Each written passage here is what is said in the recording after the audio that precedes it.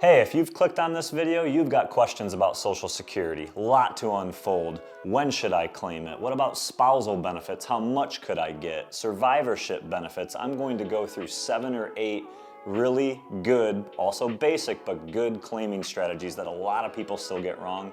Really excited to share the content with you and glad to be back with you. I'm Jet, Vice President of W.A. Smith Financial. I will be your guide today.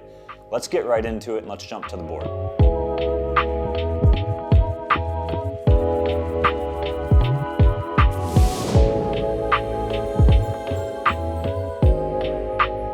All right, so Social Security, really polarizing topic. A lot of questions from clients and people that we meet with on a regular basis, and it's an important decision because you can really screw this up. There's so many different claiming strategies. Some are super basic, some are really advanced. Today, I want to get into 7 sort of basic, but still get a lot of questions on these strategies, 7 different claiming strategies that you should know about before you make the decision to turn your Social Security on or collect a benefit. So let's jump right into it. The first one, I got the number 35 written up on here. So we get this question, how do they calculate my benefit? Well, Social Security takes the 35 highest earning years that you have paid into the system. They use this definition called substantial earnings or substantial earnings year.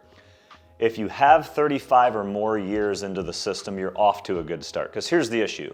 If you don't work for a full 35 years, let's say you only have 30 years in or 25 years in, Social Security uses goose eggs. They use zeros for those additional years to bring you up to 35, and every zero hurts your benefit.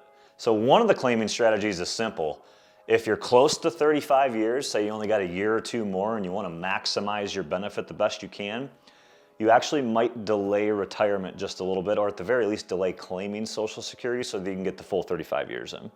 Also, if you have more than 35 years in, they take your highest 35, like I said, so they'll drop your lower income earning years off of your record, which will help your benefit if you do that as well. So number 1, 35 years, try to have 35 years in, just know what happens if you don't quite have 35 years in when you go to collect your benefit.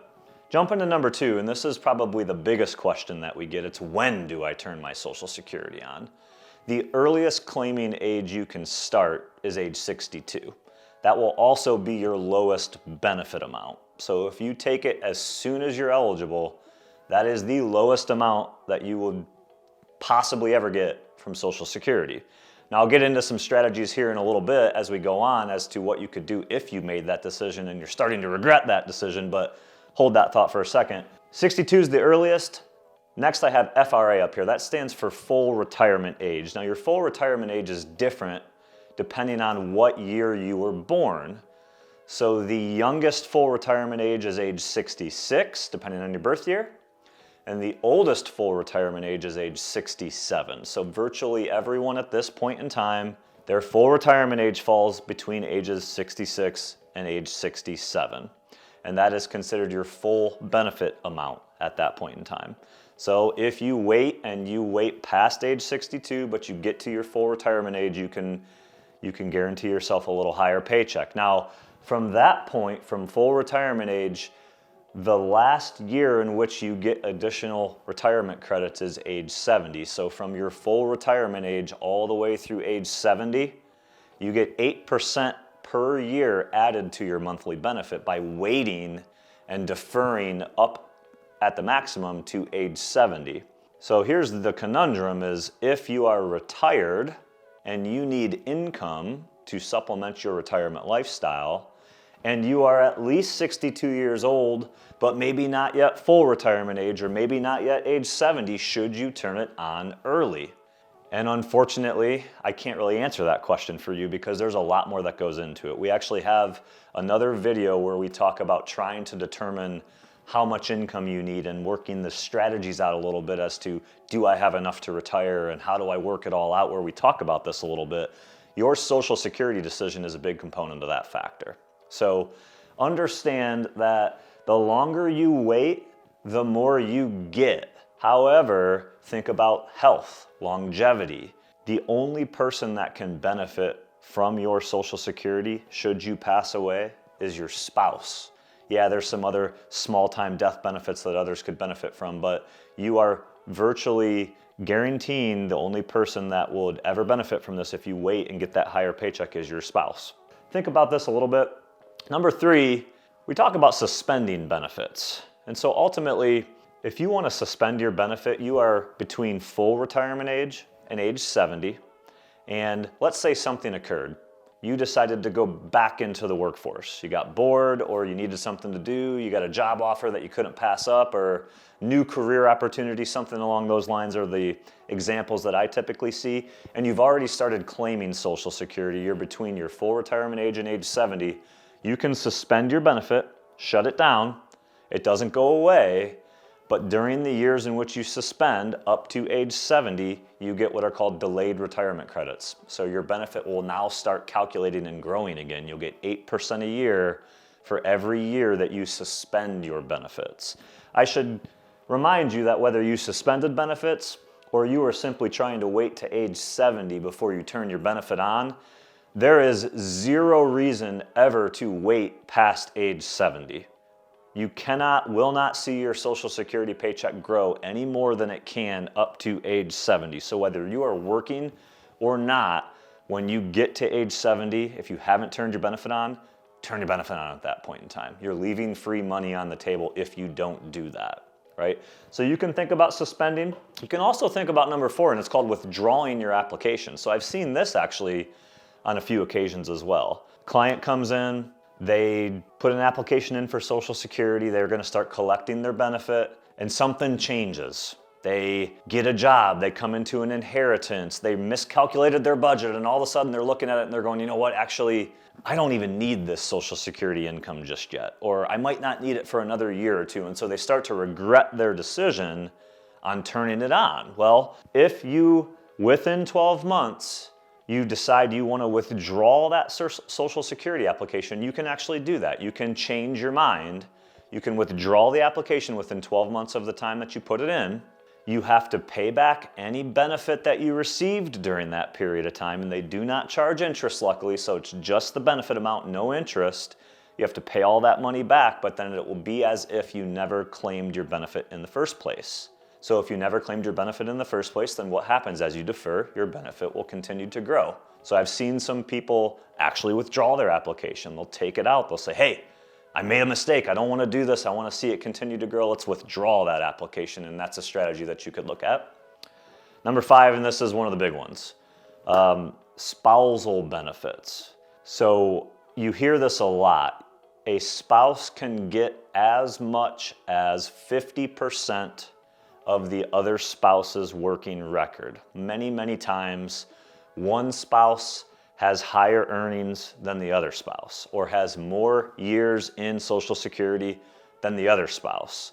And so if Bob was the main breadwinner of the family, and he's gonna get $3,000 a month from Social Security, and Mary didn't work quite as much, and if she claims on her record, she's gonna get $1,000. Bob gets $3,000, Mary gets $1,000. Can Mary get more than $1,000 a month off of her own record if she takes a spousal benefit from Bob? The answer is yes, she could get more, up to 50% of Bob's. 50% of Bob's Social Security is $1,500, so she could potentially get $500 more per month than if she were to just claim her own benefit on her own working record, but it is not that cut and dry, and many people think that it is. To get 50% in a spousal benefit, when Bob turns his on and when Mary collects the spousal benefit matters. The ages matter. Typically, both husband and wife, spouse and spouse, they need to be at full retirement age, respectively, to get a full 50%. If either one of them claims Social Security before full retirement age, the percentage probably isn't going to be 50%. It might be 40%, could be 35%, could be 32%. So there is some factor that goes into this, but this is a play that you have to consider when you're coming up with an income plan working for and towards retirement.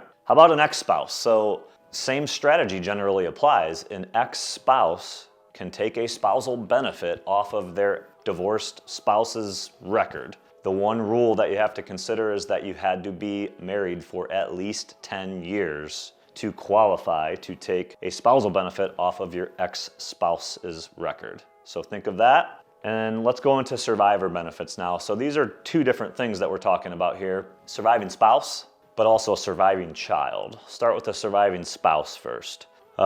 If you have a spouse that passes away and their Social Security benefit is higher than the one that you are currently collecting, then you can take the higher benefit. You are giving yours away. So if Bob makes $3,000 a month from Social Security and Mary makes $1,000 and Bob passes away, Mary loses her $1,000 paycheck, but she continues to collect Bob's $3,000 paycheck.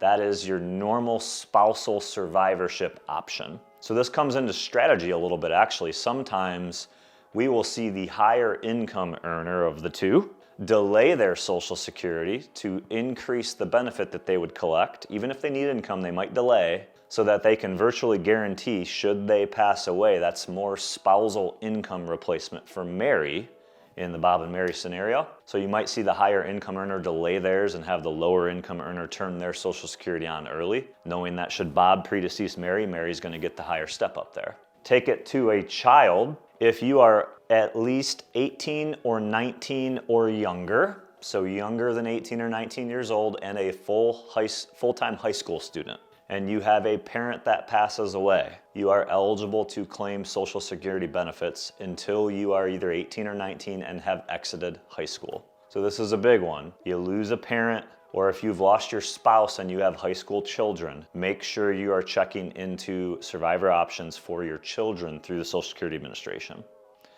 And lastly, you die, there's a $255 one-time death benefit payment that Social Security will pay, but you actually have to request that. They don't just give it to you. All right, just went through 7 basic claiming strategies that you need to know about when it comes to Social Security and making that decision. So listen, here's the ultimate goal. This can be extremely basic, it can be extremely complex, it can be a combination of the two, because I only went through 7 and there are all kinds of other additional strategies that push and pull against the ones that I went over today. The main key, if you have a guide, if you have a financial professional and advisor, and you have questions about Social Security, when should I claim it?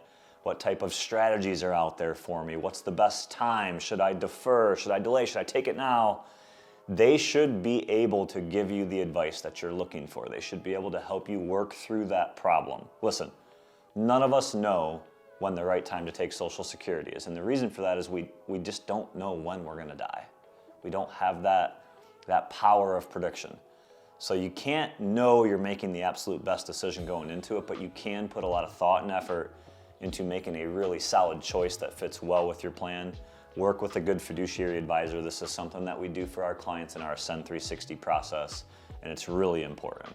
Ultimately, if you have additional questions about the claiming strategies that we went through today, another topic that you want to learn about, drop your comment and we'll try to answer that for you. And we actually have another video. One of our guides, Taco, talks about how to work this Social Security claiming strategy into your financial plan. So check that out, it's on the screen.